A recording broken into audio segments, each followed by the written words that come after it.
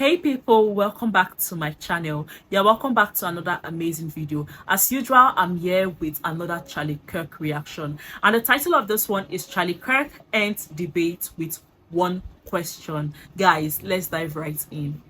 Good afternoon. Thank you so much for coming and speaking to us. I think it's important that in this very divisive era that we're living in, that we have healthy conversations, and I think we've been pretty good at that so far. But I must be candid with you. I definitely disagree with both of you on a lot of things. But ultimately, I look at this presentation you have of brainwashing, and that really talks to truth and credibility. So I think when we think about voting and elections, I think it's important that we have a dialogue about 2020 and the results of it. I mean, President Trump has stated, as well as J.D. Vance, that they did win that election, and they're continuing to make that statement. And on top of that, there's this great sense of conflict, and I'm sure that's true for many independent-minded folks like myself, where Republicans are coming out and saying, we don't support Donald Trump, and not just random Republicans, but Mike Pence, Bill Barr, Adam Kinzinger, many other Republicans that are a key part of what makes the Republican Party what it is today. So I just would love to have a dialogue with you about that. Sure. I'll hand it off to Tulsi. As an independent-minded voter, though, I encourage you to simultaneously look at former Democrats running for the presidency that are joining Trump's campaign. And you would agree that's equally interesting, right? Yeah, I agree. Absolutely. And I must say, by the way, thank you for your service, Tulsi. It's been great, seeing all the work that you've been doing. And my grandfather was in the Air Force, so I appreciate, all that good work. But so I guess that's an important question, is what is it that makes you switch from the Democrats to the Republican, knowing that these, fake elector schemes had happened and the denial of the election? I mean, how do you reconcile the two? Yeah. For me, always, even before I ran for Congress and all the way through to today, I've always been an independent-minded person. My interests have always been for the country and the Constitution and the people first, ahead of any partisan affiliation or politics, which is why during my 8 years in Congress, I was President Obama was in office for the first 4. President Trump was in office for the second 4. And I pissed off my own party when President Obama was in office because I criticized some of his policies when they were warranted. And similarly, when President Trump was in office. He and I don't agree on everything. He knows that, and I know that. We agree on the most important things, though, and that, to me, is really what's at stake in this election. To address the Republicans that you called out who are supporting President Trump, when you look at the through line through all of them, they are part of the warmongering elite uniparty of Washington, period. And they see Donald Trump as the biggest threat to them because he doesn't bend the knee to their interests and to the military-industrial complex. Well, from what they've stated to us, and what I believe is actually more accurate, to respectfully disagree, is that there's this issue of, for example, Donald Trump saying, I want to suspend the Constitution, I want to be a dictator on day one, essential pieces of democracy and the American freedom that we have. Yeah. So these fake elector schemes that happen, that we know happened, right? And we know didn't actually take place, these, mass voter fraud things that happened.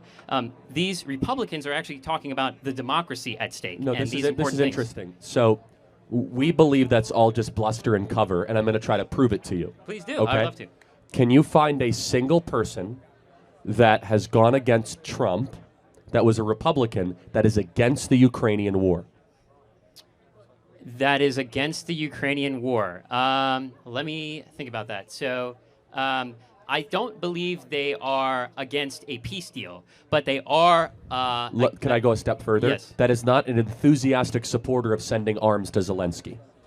Well, I mean, I don't believe that establishes whether or not... I mean, that's an incorporeal It's not a thing that gotcha, you're but let me talking tell you what about. Tulsi's I mean, it kind saying. of is, but go ahead. That's okay. So our belief system, and it's rooted... One thing I love absolutely about Tulsi is she's very, very smart. She has an answer for every single question. I wonder which sane person would say, oh, a voter's ID is not necessary. It's really, really compulsory. Without a voter's ID, it would be so easy to rig this election and bring in the wrong candidate. But with voter's ID, at least you are certain you know the people's choices. You know this person is voting for this particular person. It makes the process seamless and easier. What do you think? Let me know in the comment section, guys. Let's keep watching. Exaggerations or things that are widely misrepresented. Not a good use of our time to go through all that. Because let's go more macro. Sure. Because foreign policy is really why they hate Donald Trump. Foreign policy is the life force of an illegitimate uniparty in D.C. that... But, I mean, at its core, though, wouldn't you all agree that the division within the Republican Party has been a large part a result of the aftermath of 2020? I mean, January 6th... There isn't you're saying- division, though. You have a couple defectors like Liz Cheney and Adam Kinzinger that aren't even part of our worldview. Liz Cheney is now going around saying she supports Roe versus Wade. She was never a Republican.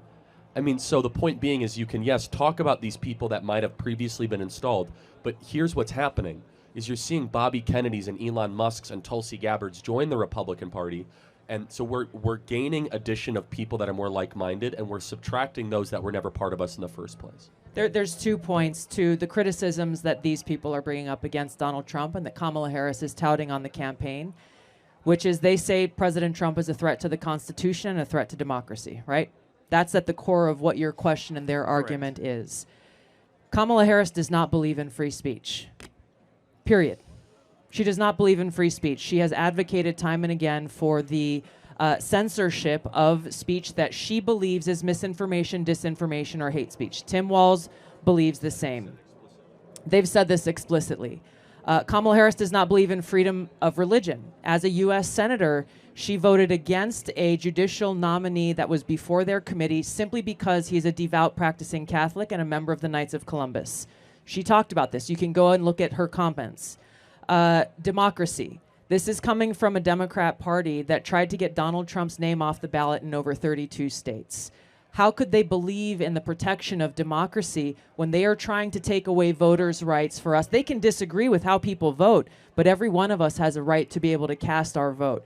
There are many different examples that prove that they do not believe in the Constitution and that their very actions are undermining our democracy, which points out the hypocrisy of their whole argument against Donald Trump. What this really comes down to, and this is important in the last 12 days, 11 days of this campaign, Kamala Harris has given up on debating and contrasting President Trump's actual policies on issues and resorting to name-calling because she knows when it comes to border security, when it comes to the economy, when it comes to foreign policy, when it comes to the cost of living, unfortunately for her, over the last 4 years, she has no record to stand on.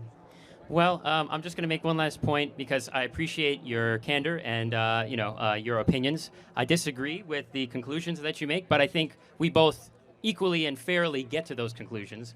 Here's what I'll say simply.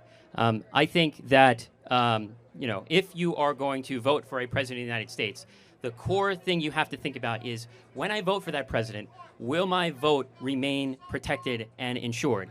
And when you're seeing in these multiple Republican-led states a result of the Donald Trump fake elector lie and the election was stolen lie, there's a lot of stymieing of the right to vote. You're seeing polling places closing in Georgia. You're seeing a limitation of access to water in Georgia as well. You got a lot of voter ID laws. We even got a voter ID statute that's going to be potentially passed. I got to cut you off. So tell me why you're against voter ID.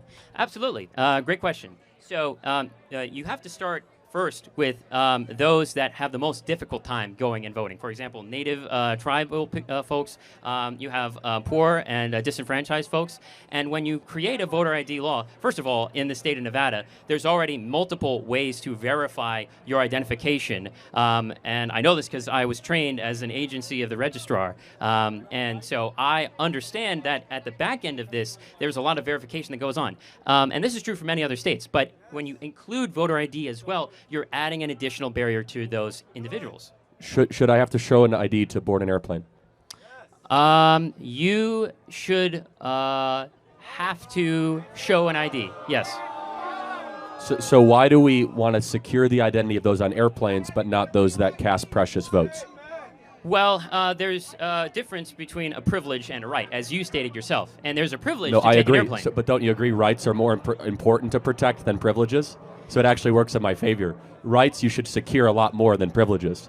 Actually, not in the instance that you're speaking of, because when we're using an ID, it's about the verification of who's paying for the flight and things of that nature. But when you talk about No, it's voter not. ID That's law, not correct. A third party can pay for the flight. Why are we doing identification when you board an airplane? We want to make sure that you are who you say you are. And- So we do that. Why? So that, Well, so that you don't also have remember- fraudulent identity, well, remember or that you're also- not on a do not fly list, right? Yeah, right. But what we're talking about at its core, as you said, the difference between a right and a privilege, what we're talking about is that these individuals who are going to go and vote, there are many other alternate ways that aren't as limiting. Last to what question: you said. Have you ever met a human being without an ID?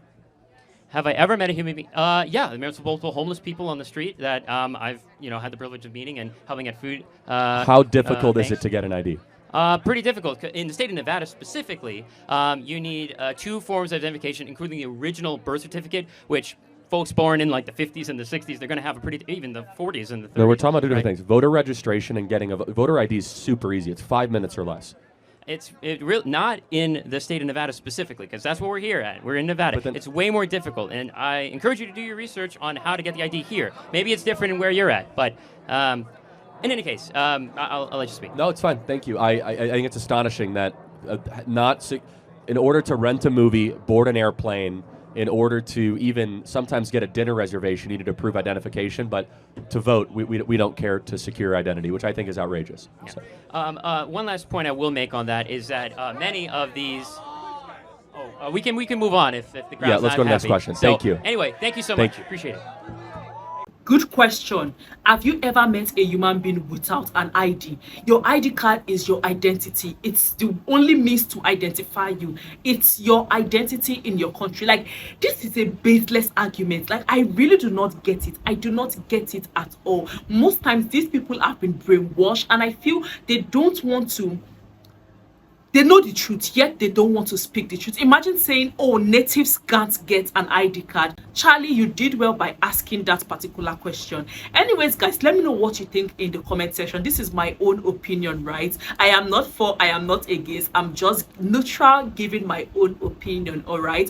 Do well to share your thoughts in the comment section, and I'll be seeing you all in my next one. Bye for now.